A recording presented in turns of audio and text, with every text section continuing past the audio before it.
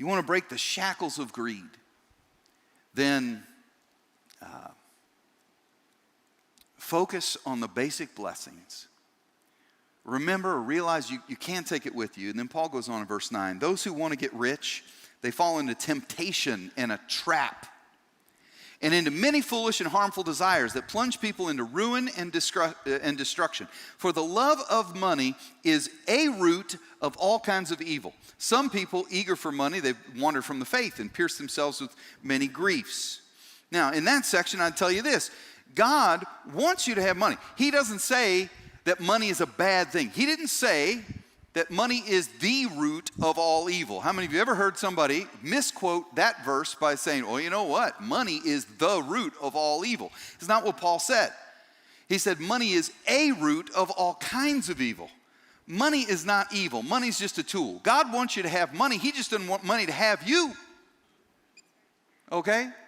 There are plenty of people in the Bible that have got a lot of money. It's not wrong to have a lot of money. Abraham had a lot of money. He used it to travel and to follow God where he called him to go. David had a lot of money, King David, and he used some of that money to build God's temple. That was a good thing.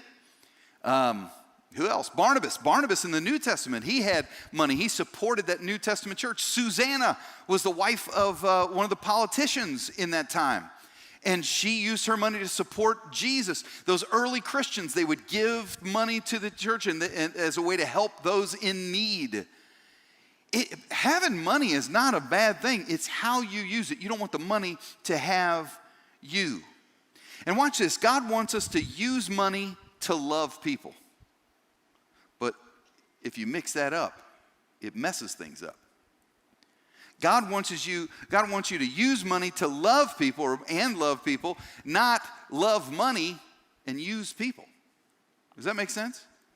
Because there's a lot of people that'll use people just because they love money so much. And you can't fall in love with money. There's no reason to fall in love with money unless you start to see money as providing things for you that only God can provide. I don't understand falling in love with money unless I start to realize that some people are saying, I'm allowing myself to fall into the trap of greed, believing that money can do some things for me that only God can do. What am I talking about? Paul says, don't fall into the traps of greed. Here's a couple traps. One is when you believe money can make you secure. Money can't make you secure.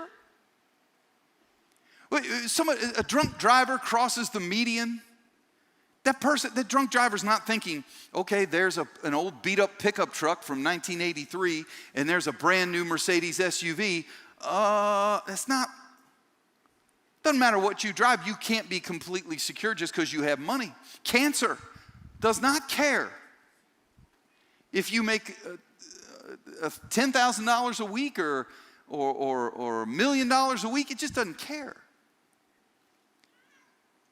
When you get the call that your child is suffering, or you get the call that your child is hooked on drugs, it doesn't matter if you're sitting in a 15,000 square foot house or a 1,500 square foot house.